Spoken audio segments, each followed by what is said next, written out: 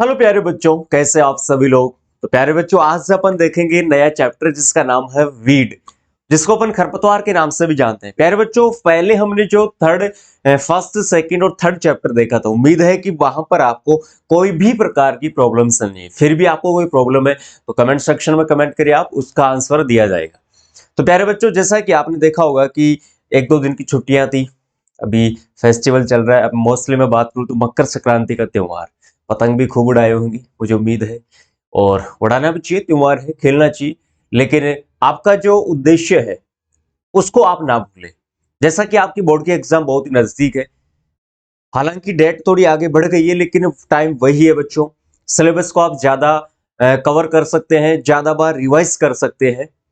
तो यदि आपको टाइम मिला है तो वो आपको कुछ अच्छे करने के लिए ही मिला है। उसमें ऐसा नहीं है कि अभी तो बहुत टाइम है, कवर कर लेंगे। बच्चों, ऐसा नहीं है।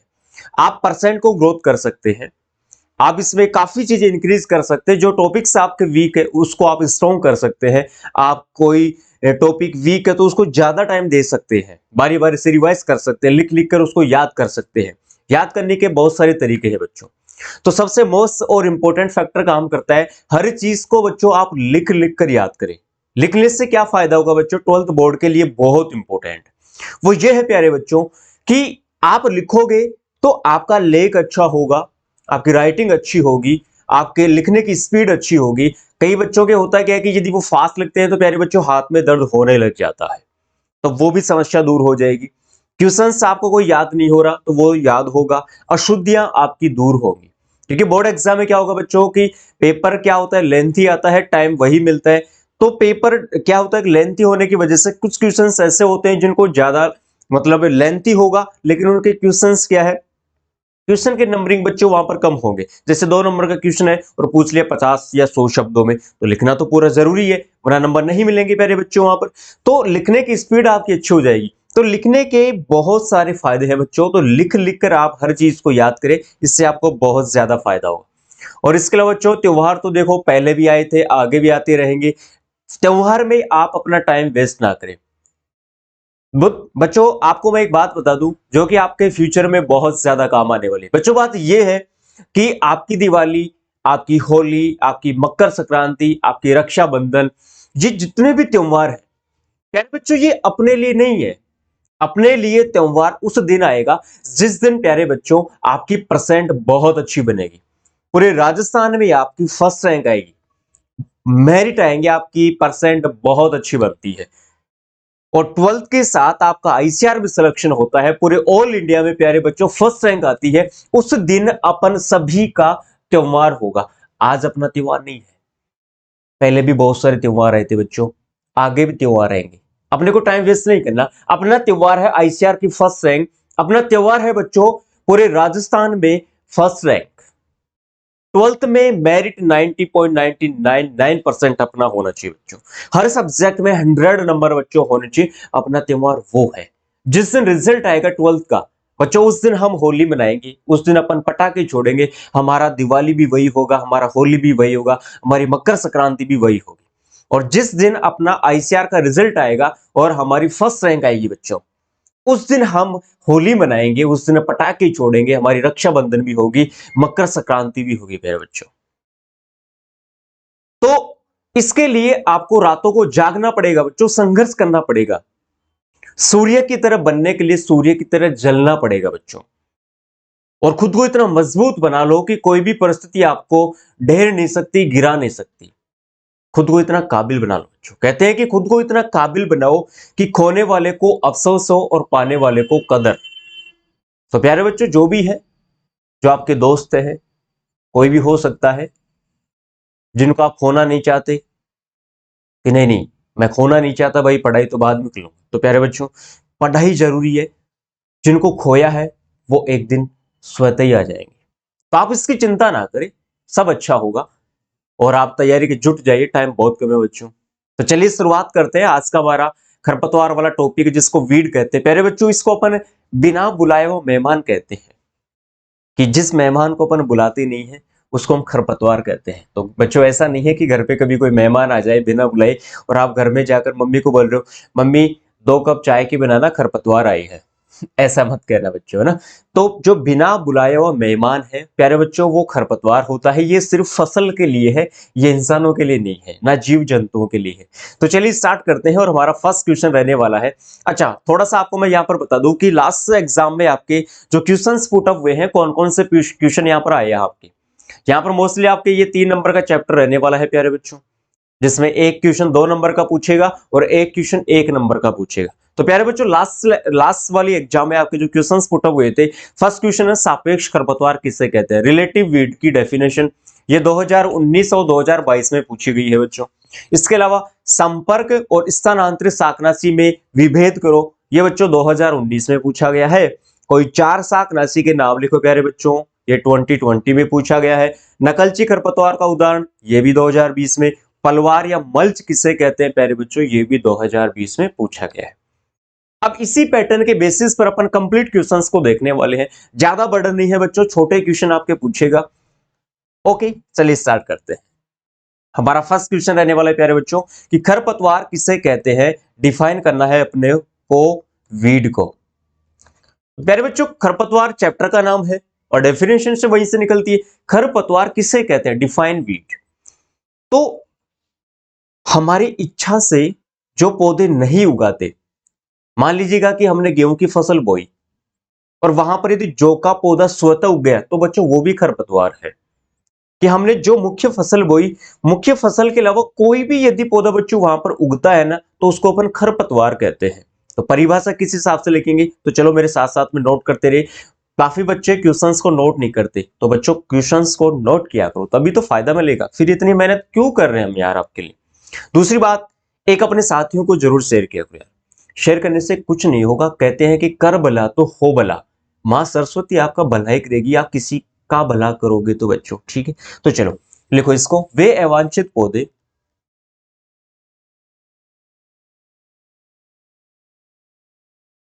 अवांछित का मतलब बिना इच्छा के, हमारी इच्छा नहीं थी फिर भी उग गया। वे अवांछित पौधे जो बिना उगाए उग जाते हैं और मुख्य फसल को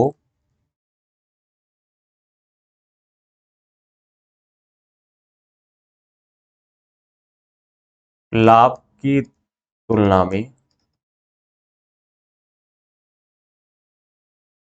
हानि पहुंचाते हैं। ठीक है प्यारे बच्चों, तो वे अवांछित पौधे मतलब जो बिना इच्छा के उग गए हैं, जो उग जाते हैं और साहब मुख्य फसल को लाभ की तुलना में हानि पहुंचाते हैं, मतलब उत्पादन में क्या कर रहे हैं बच्चों, कमी कर रहे हैं, उसी को खरपतवार कहते हैं। फिर पूछ रहे फादर ऑफ वीड साइंस, खरपतवार विज्ञान के या फिर खरपतवार के जनक कौन है, तो भाई इसके पिताजी कौन है, जेथ्रो टुल।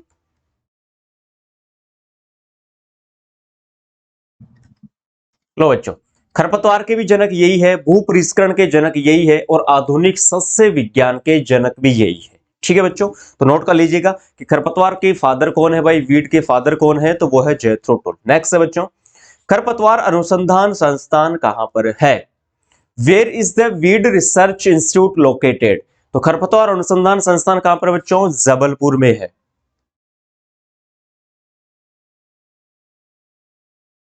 और प्यारे बच्चों, जबलपुर कहां पर है, मध्य प्रदेश में। ठीक है, फिर है खरीफ और रबी ऋतु के खरपतवार। अब देखो यहां से शॉर्ट क्वेश्चन आपका पुटअप करता है कि साहब खरीफ के खरपतवार कौन कौन से हैं। जैसे खरीफ सीजन के कंप्लीट में बात करूं, अभी सीजन कौन सा चल रहा है बच्चों, रबी सीजन चल रहा है। तो रबी सीजन में आप ये देखो कि रबी सीजन में हमने जो फसलें उगा रखी है, उसमें कौन कौन से खरपतवार है। जैसे मोस्टली में बात करूं बच्चों, गेहूं उगा रखा है, सरसों है, तारामीरा है, मोस्टली ये फसलें आती है। आसपास आप देखो कि आपके घर में या आपके पड़ोसी ने, आपके रिश्तेदार ने कौन कौन सी फसलें उगा रखी है बच्चों, वहां पर देखो और फिर उसके अकॉर्डिंग उस चीज को याद करो। आप क्या करते हो, रटते हो बच्चों, रटना बिल्कुल भी नहीं है। तो चलो खरीफ के पहले बात कर लेते हैं।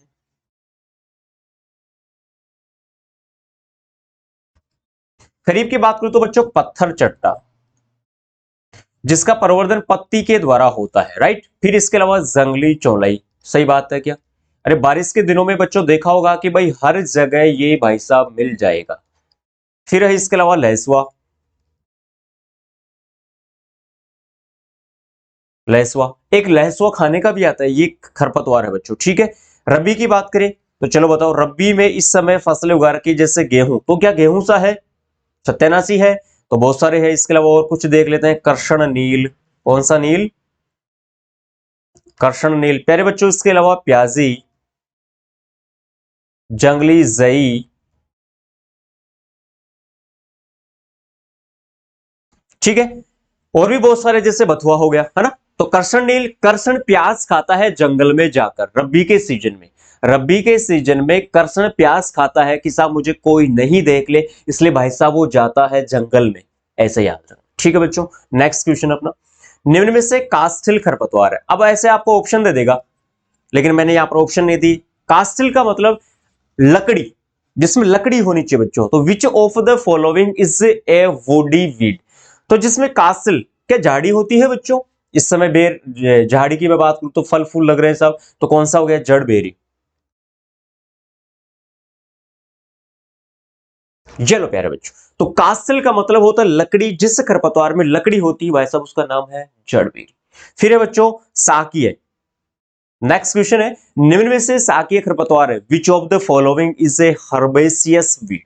साकीय मतलब जो मुलायम लकड़ी होती है, बिल्कुल मुलायम पतली होती है, तो बच्चों उसका नाम है मोथा। इसके अलावा हिरणखुरी,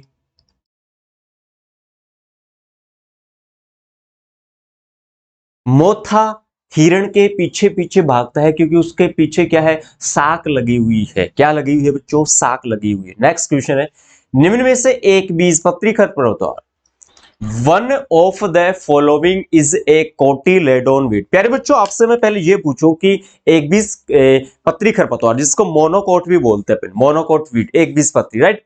मोनोकोट या एक बीज पत्री, एक बीज पत्र जिसमें पाया जाता है बच्चों, जिसके दो बराबर भाग नहीं कर सकते, जिसको दो बराबर भागों में नहीं बांट सकते बच्चों, उसको एक बीजपत्री कहते हैं। और जिसको दो बराबर भागों में अपन बांट सकते हैं प्यारे बच्चों, उसको अपन द्विबीजपत्री कहते हैं। मेरी बात को समझ पा रहे हैं आप? जैसे दलहनी फसलों की बात करूं, चना, चने को दो बराबर भागों में बांट सकते हैं, लेकिन क्या गेहूं को बांट सकते हैं? नहीं बांट सकते। तो गेहूं एक बीजपत्री, और जो दो बराबर भागों में बट गया वो द्विबीजपत्री, ठीक है, जिसके दो बीज पत्र बन गए, ठीक है साहब। तो एक बीजपत्री खरपतवार कौन सा बच्चों? मोथा, कांस और धूप घास। मोथा है इसलिए अकेला रहता है। कहां पर रहता है? दूब घास में। मोथा है, उसका माथा काम नहीं करता, इसलिए वो दूब घास में खेलता रहता है। और दूब घास में उसको अपन थोड़ा सा प्याज भी डाल देते हैं कि ठीक है यार तू खाते रहना, तू दूब घास में बैठा रहे, कोई टेंशन नहीं, ठीक है। फिर है बच्चों द्विबीजपत्री खरपतवार, इसमें आता है बथुआ, हिरणखुरी,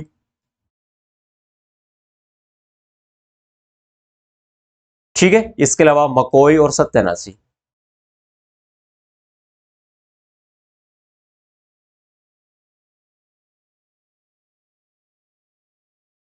तो बथुआ, हिरण क्या है कि बथुए के खेत में भाई साहब घुस गई, चली गई और उसका सत्यानाश कर दिया। दो बार हिरण बथुए के खेत में चली गई प्यारे बच्चों, और उसने उसका पूरा सत्यानाश कर दिया। दो बार चली गई प्यारे बच्चों, वो कितनी बार चली गई? दो बार। नेक्स्ट, निरपेक्ष खरपतवार किसे कहते हैं प्यारे बच्चों? ये काफी इंपॉर्टेंट क्वेश्चन है, ये दोनों ही क्वेश्चन इंपॉर्टेंट है। देखो आरबीएससी 2022 में सापेक्ष पूछ लिया, तो हो सकता है इस बार निरपेक्ष पूछ ले प्यारे बच्चों। तो what is called absolute wheat? प्यारे बच्चों क्वेश्चन में आंसर निरपेक्ष मतलब अलग अलग है। निरपेक्ष का मतलब क्या है बच्चों? अलग अलग। और ऐसे खरपतवार जो एक हो चाहे अलग हो, वह नुकसान तो पहुंचाएगा ना। खरपतवार तो खरपतवार होता है। तो चलो लिखो, इसमें एक वर्षीय, द्विवर्षीय और बहुवर्षीय खरपतवार आते हैं। तो लिखो आंसर, इसमें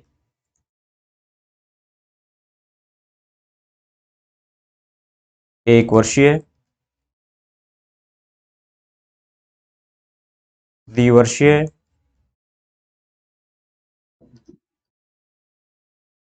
बहुवर्षीय खरपतवार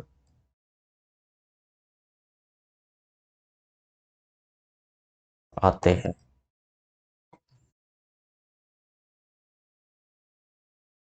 तो फसल की उपज को कम करते हैं।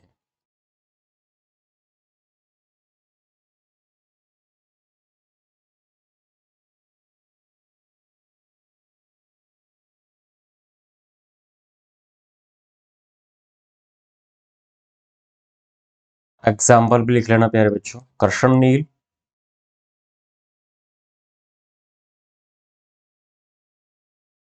मोथा और हिरणकुल।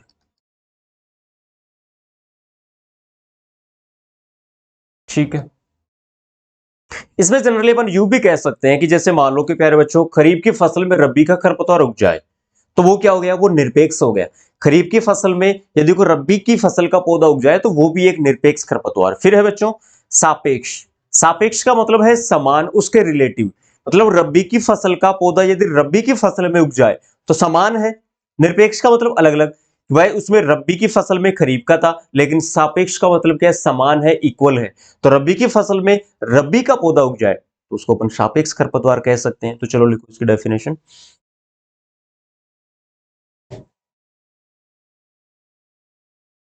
वे पौधे, ये पौधे हैं बच्चों, वे पौधे जिनकी किसान खेत में बुआई नहीं करता।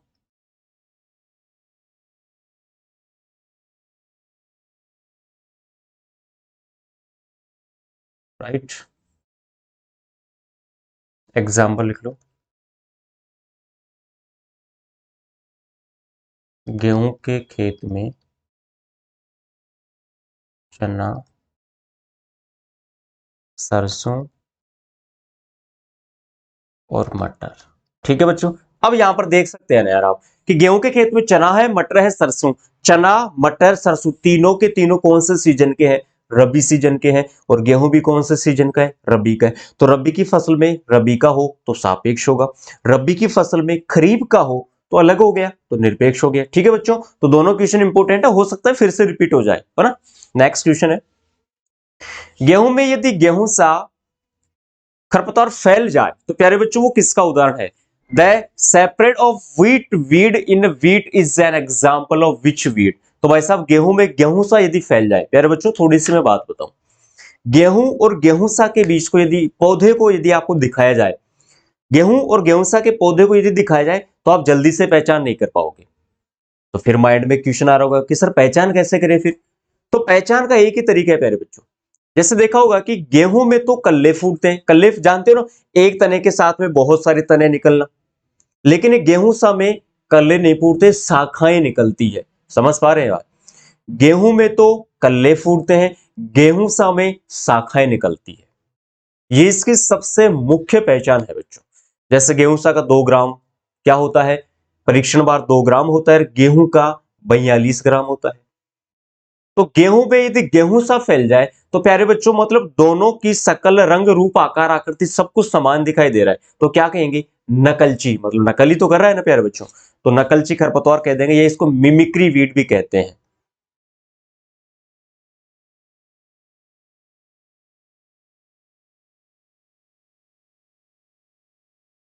नकलची मतलब गेहूं सा को अपन मंडूसा, गेहूं का मामा, फेलरिस माइनर या गुल्ली डंडा भी कहते हैं। नाम आप खुद लिख लीजिएगा, मैं लिखा रहा हूं, गेहूं सा के अन्य नाम लिखो बच्चों, मंडूसा, गेहूं का मामा, फेलेरिस माइनर इसका बॉटनिकल नेम है, और गुल्ली डंडा, गिल्ली डंडा खेलते थे ना वो है। फिर बच्चों रोगी खरपतवार क्या है, नेक्स्ट क्वेश्चन अपना काफी इंपोर्टेंट है। रोगी खरपतवार क्या है, इसका एग्जाम्पल हमें बताना है। तो व्हाट इज रोगी weed, give in an example, give an example. तो पहले बताना है कि रोगी खरपतवार क्या है। तो भाई साहब रोगी का सीधा सीधा अर्थ है कि खेत में जो खरपतवार उग गए उसको उखाड़ कर फेंक दो। खेत में बिना पूछे आ गई जो खरपतवार उसको उखाड़ कर फेंक दो, दिस इज रोग्यू। तो चलो नोट करो।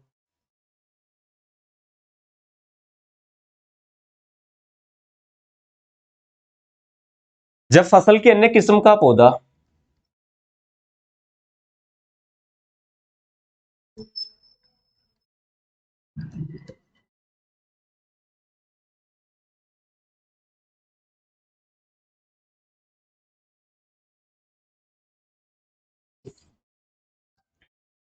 बिना बोए खेत में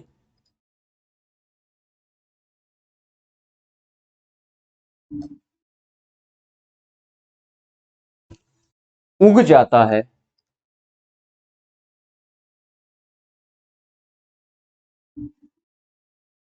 ठीक है, उसे क्या कहते हैं, वांछित। एग्जाम्पल लिख लो प्यारे बच्चों, गेहूं की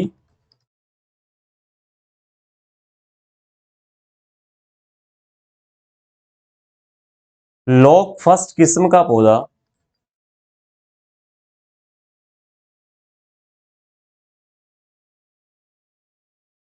या अपन यू लिख सकते हैं, लॉग फर्स्ट किस्म में सोनालिका का पौधा,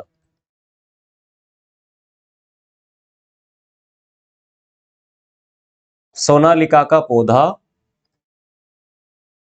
उग जाना। प्यारे बच्चों इसको लिख लीजिएगा। अब देखो प्यारे बच्चों, देखो समस्या कहां पर हो रही है, बड़ी समस्या है प्यारे बच्चों। कैसे कि गेहूं की, अच्छा लोग फर्स्ट वैरायटी भी गेहूं की है और सोनालिका वैरायटी भी किसकी है, गेहूं की है। मतलब लोग फर्स्ट वैरायटी भी गेहूं की है और सोनालिका भी किसकी है प्यारे बच्चों, गेहूं की है। लेकिन समस्या क्या हुई कि हमने तो कौन सी उगाई, लोग फर्स्ट वैरायटी उगाई, लेकिन लोग फर्स्ट वैरायटी में सोनालिका वैरायटी के जो बीज है वो ऑटोमेटिक उग गए। प्यारे बच्चों ये रोग्यू है, समझ गए कि एक वैरायटी से दूसरी वैरायटी के, यदि एक वैरायटी के बीज भाई साहब दूसरी वैरायटी में चले जाए तो उसको भी रोग्यू कहते हैं। एक फसल के जो पौधे हैं दूसरी फसल में चले जाए तो उसको खरपतवार कहते हैं। लगभग चीजें सिमिलर है प्यारे बच्चों, तो नोट कर लीजिएगा। ठीक है, उम्मीद है नोट कर लिया होगा, नहीं किया है तो कर लीजिएगा।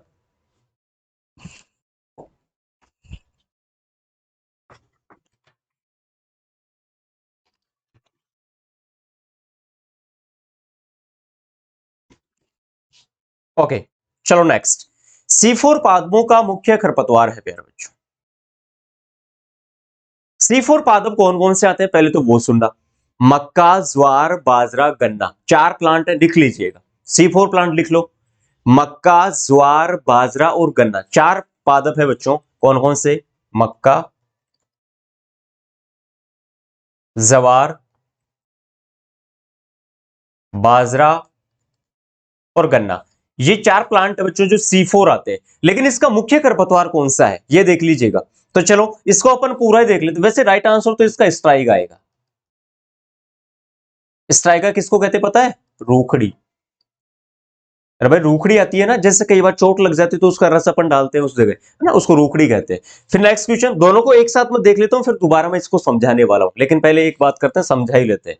देखो, परिजीविता के आधार पर प्यारे बच्चों, पहले समझ लो इसको, ये बहुत इंपॉर्टेंट है आपके आईसीआर वगैरह के लिए भी। परिजीविता के आधार पर बच्चों ये खरपतवार चार प्रकार के होते हैं, समझ गई, चार प्रकार के होते हैं। मोस्टली कौन कौन से आते हैं देखना, देखना प्यारे बच्चों यहाँ पर। अब मान लीजिएगा कि कोई पेड़ है प्यारे बच्चों, पेड़ है। अब उस पेड़ को यदि हम दूर से देखते हैं तो पहले हिस्सा उसका तना दिखाई देता है या जड़ दिखाई देता है। कोई भी पेड़ है, यदि हम उसको देखते हैं तो पहले तना दिखता है या उसकी जड़ दिखती है। तो भाई सिंपल है, उसका तना दिखेगा। कोई बोलेगा सर हमें तो जड़ दिखती है। अरे भाई जड़ें जमीन के अंदर होती है, वो कैसे दिखेंगी, जब उसकी खुदाई करेंगे वो तब दिखेंगी। तो पहले हमें तना दिखता है फिर जड़। इसका मतलब पौधे के हमने मोस्टली दो भाग बनाए, एक तो मर्दा के ऊपर वाला भाग और एक मर्दा के नीचे वाला भाग। तो मर्दा के ऊपर वाला भाग तना और मर्दा के नीचे वाला भाग कौन सा प्यारे बच्चों, जड़। तो दो भाग हो गए, तना और जड़। अब इनके अपन दो दो भाग कर देंगे, जैसे आ जाएगा, नाम लिखते हैं। तो पहला क्या है, पूर्ण तना परजीवी।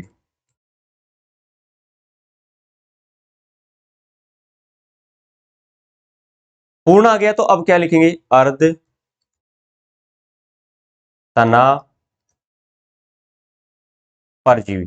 दो प्रकार के हो गए तने। अब आ जाओ जड़ पे, पहले क्या लिखेंगे, पूर्ण जड़ परजीवी। दूसरा क्या आएगा, अर्ध जड़ परजीवी। ये लो बच्चों चार प्रकार के हो गए, दो तने के हो गए, दो जड़ के हो गए। पहले पूर्ण आता है फिर अर्ध आता है, तो पूर्ण तना, अर्ध तना, पूर्ण जड़, अर्ध जड़। अब चारों को कर दो बच्चों क्लोज, चारों को क्या कर दो क्लोज, CLOS,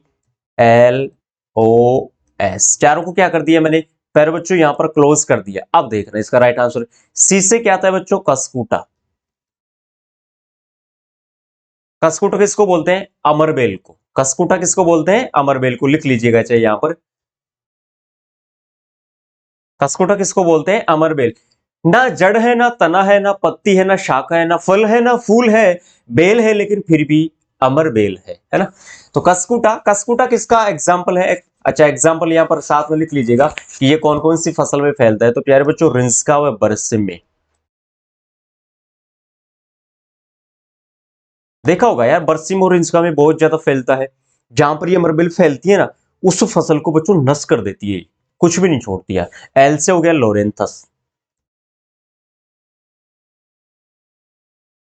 और लोरेंथस का प्रभाव सबसे ज्यादा होता है आम में। ओ से हो गया ओरोबंकी या ओरोबैंकी। ओरोबैंकी होता है तंबाकू और सरसों, है ना। फिर आता है एस से स्ट्राइका। एस से क्या हो गया? स्ट्राइका। और स्ट्राइका होता है C4 प्लांट में। जैसा कि अभी मैंने प्लांट्स के नाम बताए, मक्का, ज्वार, बाजरा और गन्ना। मक्का, जवार, बाजरा, गन्ना। बच्चों ये वाली टेबल है ना, ये इतनी इंपॉर्टेंट है, कितनी, जितनी होनी चाहिए उतनी है भाई, कितनी है मतलब ICR, JET, CUET, agriculture supervisor आपके 12th के लिए बहुत इंपॉर्टेंट। सीधे शब्दों में कहें, क्वेश्चन किस हिसाब से बनेगा, जैसा कि अभी यहां पर था क्या, कि C4 पादपों का सबसे मुख्य खरपतवार है। फिर इसके जस्ट नीचे क्या है? परजीविता के आधार पर अमरबेल है। परजीविता के आधार पर अमरबेल कैसी है? पूर्ण तना परजीवी। यस। और क्वेश्चन क्या बनते हैं कि निम्न में से अर्ध तना परजीवी खरपतवार है। चार, चार के चार क्वेश्चन बनते हैं। पूर्ण तना परजीवी खरपतवार है, अर्ध तना परजीवी खरपतवार है, पूर्ण जड़ परजीवी खरपतवार है। या फिर आपको एग्जाम्पल देके फिर क्वेश्चन पूछ ले कि भाई कसकुटा किस प्रकार का खरपतवार है, लोरेंथस किस प्रकार का खरपतवार है, ओरोबैंकी कैसा है, और स्ट्राइगा कैसा है। तो यहां से मल्टीपल क्वेश्चन बनते हैं बच्चों, तो इसको नोट कर लीजिएगा, ये बहुत इंपॉर्टेंट है, नोट कर लो इसको।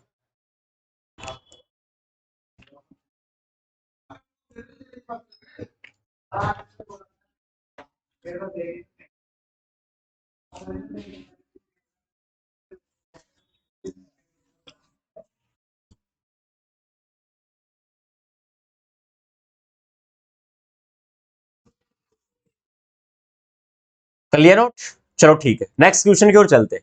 निम्न में से चौड़ी और संकरी पत्ती वाला खरपतवार, आंसर लिखो। निम्न में से चौड़ी और संकरी, चौड़ी का मतलब जिसका आकार ज्यादा, तो संकरी का मतलब जिसका आकार छोटा हो, कम हो।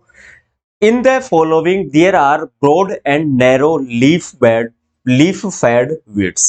तो बच्चों, चौड़ी पत्ती वाला खरपतवार कौन सा है और संकरी पत्ती वाला खरपतवार कौन सा है? तो चलो आंसर लिखो इसके। पहले लिखते हैं चौड़ी पत्ती वाला।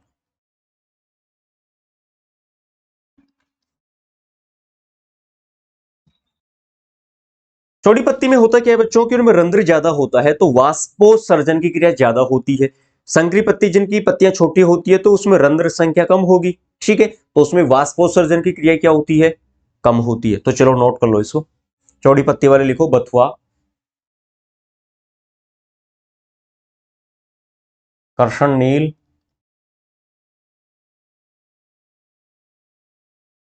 मकोई। संकरी के भी लिख लो प्यारे बच्चों।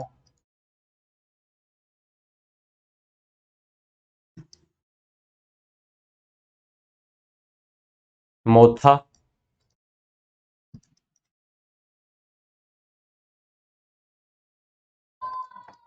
दूब घास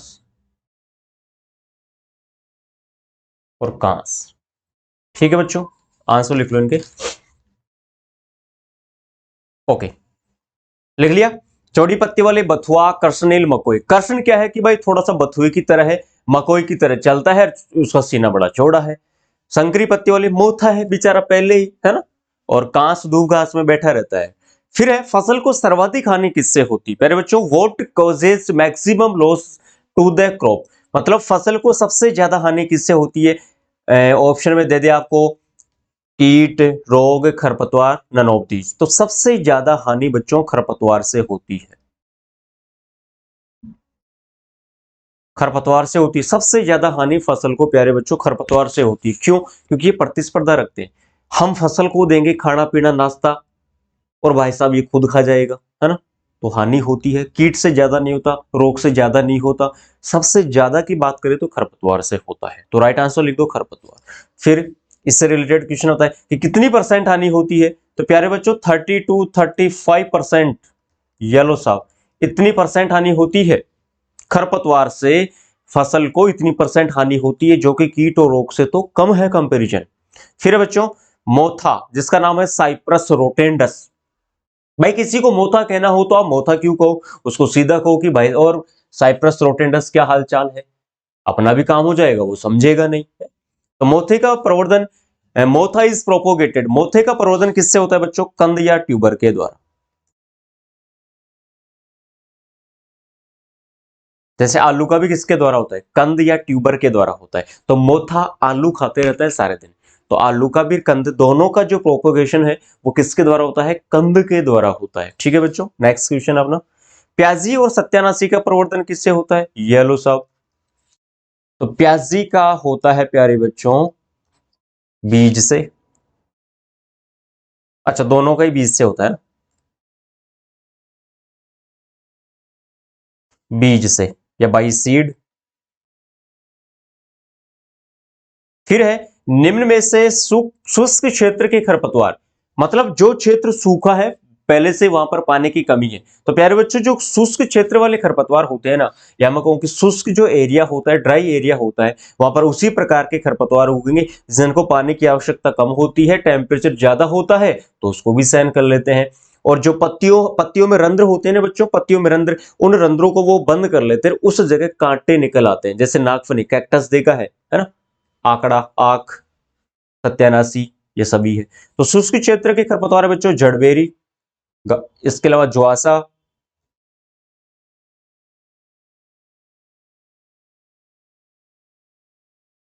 कैक्टस या नागफनी।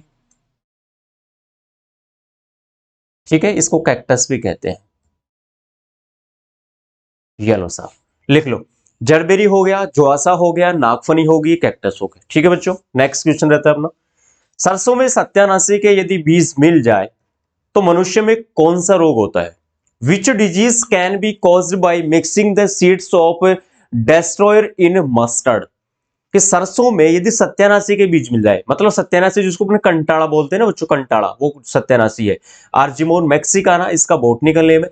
तो उसके बीज और सरसों के बीज बिल्कुल ऐसे होते हैं कि अपन उनकी पहचान नहीं कर सकते। यदि बीज मिल जाए तो उसमें एक ड्रोप्सी रोग होता है, ड्रोप्सी। फिर बच्चों ड्रोप्सी से होता क्या है कि एक तो अपना पाचन सिस्टम कमजोर हो जाता है, और हाथ और पैर है वो फूल जाते हैं, और आंखों में जलन होने लगती है। तो आंसर लिखो इसका ड्रोप्सी रोग।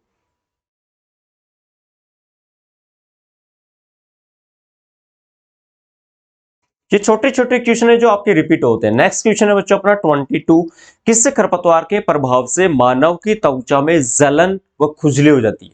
अच्छा, एक बात बताऊं बच्चों आपको कि खरपतवार, जो कंप्लीट खरपतवार है ना, वो सारे अच्छे या फिर बुरे अपन यूं नहीं कह सकते। कुछ खरपतवार है जो लाभदायक है, कुछ खरपतवार बहुत ज्यादा हानिकारक है। जैसे कुछ खरपतवार ऐसे हैं जिनसे अगरबत्ती बना सकते हैं, कुछ खरपतवार ऐसे हैं जिनसे सौंदर्य प्रसाधन, जो क्रीम वगैरह लगाती हो बच्चों आप, वो बनती है। कुछ खरपतवार ऐसे हैं जिनको पशुओं को अपन हरे चारे के रूप में देते हैं। कुछ खरपतवार ऐसे होते हैं जिनके भाई साहब छपरी, झोंपड़ी वगैरह बनाते हैं। कुछ खरपतवार ऐसे होते हैं जिनकी सब्जियां भी बनाई जाती है। कुछ खरपतवार ऐसे होते हैं जिनको खाद्य पदार्थ को सही करने के काम में लेते हैं। कुछ खरपतवार ऐसे होते हैं जिनसे, जैसे कॉफी के बीजों को साफ करने के काम आते हैं। तो सारे खरपतवार सही नहीं है और सारे खराब भी नहीं है, कुछ अच्छे हैं तो कुछ बुरे भी है, कुछ के बेनिफिट्स है तो कुछ के हानि भी है, लॉस भी है। ठीक है, तो कई बार होता है क्या है कि अपन, अच्छा, खरपतवार का नाम आता है ऐसा लगता है कि अरे यार नहीं ये तो खराब है, तो इस संदर्भ में ऐसा ये अपने जीवन में भी काम आता है बच्चों ये चीज। जैसे कई बार क्या होता है कि हमने किसी इंसान से बात सुनी और सुनकर किसी तीसरे पर्सन को कह दिया, हमने वहां पर ये नहीं देखा कि इसने सही कहा है या गलत कहा है। होता है ना कई बार, जैसे अफवाह जो होती नहीं है एक्चुअल में, और बातें उसकी ऐसी हो जाती है कि पता नहीं ऐसा हुआ होगा। तो आप भी इन चीजों का ध्यान रखें, कभी भी किसी सुनी हुई बात पर आप ज्यादा विश्वास ना करें, उस चीज की जड़ तक जरूर जाए। बच्चों इस प्रॉब्लम से कई बार क्या है कि रिश्ते भी बिगड़ जाते हैं, परिवार के रिश्ते हो चाहे रिश्तेदार की कोई भी समस्या हो जाती है। तो इस चीज को आप हमेशा दो एंगल में सोचें कि हो भी सकता है, नहीं भी हो सकता है तो ऐसा क्यों हुआ, नहीं हो सकता है तो ऐसा क्यों नहीं हुआ, है ना। तो चलिए, खरपतवार की तरह बहुत सारी चीजें हैं जो जीवन में भी काम आते हैं। तो मानव की त्वचा में जो जलन और खुजली पैदा करता है, मतलब स्किन पर यदि थोड़ा बहुत खरपतवार लग गया ना तो खुजली चलती है बच्चों वहां पर, तो वो है पार्थेनियम या गाजर घास। गाजर घास, ये इसको कांग्रेस घास भी कहते हैं, या आप लिख लीजिएगा ना, गाजर घास को कांग्रेस घास भी कहते हैं। और बच्चों खरपतवार का जो राजा है ना, राजा, वो गाजर घास है, या इसको पार्थेनियम भी कहते हैं। मैं हर चीज बोल के लिखा रहा हूं, तो आप भी साथ में ये चीजें भी लिख ले। तो गाजर घास को कांग्रेस घास इसलिए कहते हैं क्योंकि जब गवर्नमेंट कांग्रेस की थी ना, तो इसको लाया गया था भाई साहब को, सजावट के लिए लाया गया था कि यार ये बड़ा सुंदर पौधा है। और भाई साहब आज इतना फैल गया है भारत में कि ये कंट्रोल ही नहीं हो रहा है यार। आप देखो जो भी मैदान आप दिखेंगे ना, वहां पर आपको कांग्रेस घास ही मिलेगी, कंट्रोल ही नहीं हो रहा। हानिकारक है, बहुत ज्यादा हानिकारक है। और इसको राजा जी और बना दिए फिर भाई साहब को, है। चलो कोई बात नहीं। फिर किससे खरपतवार का उपयोग पशुओं हेतु चारे के रूप में काम में लेते हैं? तो भाई दूब घास को लेते हैं। दूब घास जिसका बॉटनिकल नेम है साइनेडोन डेक्टाइलोन, डॉन है लेकिन फिर भी लॉन लेता है, साइनेडोन डेक्टाइलोन। तो एनिमल्स में फोडर के रूप में अपन काम में लेते हैं दूब घास को। फिर है नेक्स्ट क्वेश्चन 24 प्यारे बच्चों, कि किससे खरपतवार की पत्तियों से निकाले तेल का प्रयोग सौंदर्य प्रसाधन, अभी मैंने बात की थी ना, क्रीम वगैरह बनाएंगे, तो the oil extract from the leaves of which weed is used in cosmetic. तो ऐसा कौन सा खरपतवार है जिसका अपन सौंदर्य क्रीम वगैरह भी काम में लेते हैं? तो 24 में जाता है बच्चों लेमन घास। वैसे लेमन अपन नींबू को बोलते हैं, लेकिन लेमन घास से प्यारे बच्चों क्रीम वगैरह बनती है। तो आप क्वेश्चंस को साथ में लिखिए, आंसर को भी साथ में लिख रहे होंगे मुझे जहां तक उम्मीद है। तो इसका राइट आंसर लिख ले आप, लेमन घास लिखते रहो। यदि कोई क्वेश्चन आपका रह जाता है तो वीडियो को थोड़ा बैक करके फिर भी आप लिख लिया करो। बाकी ये वीडियो आपके एग्जाम तक के यूट्यूब पर रहेगा, आप टेंशन ना करें। जब तक आपके एग्जाम नहीं लगेगी तब तक आपको यूट्यूब पे मिलेगा, तो दोबारा भी आप इसको बारी बारी से रिवाइज करके देख सकते हैं। तो प्यारे बच्चों आज के लिए इतना ही काफी है। बाकी और भी क्वेश्चन है अपने, जिसका सेकंड लेक्चर आपके कल आएगा, है ना। तो बाकी और भी क्वेश्चन है जिसको अपन सेकंड पार्ट में देखेंगे, और वहां पर जो बड़े वाले क्वेश्चन है उनको अपन देखने वाले हैं। तो मुझे उम्मीद है आज जो मैंने क्वेश्चन आपको बताए हैं उनमें कोई समस्या नहीं है। ठीक है बच्चों, तो मिलते हैं कल। नमस्ते, थैंक यू।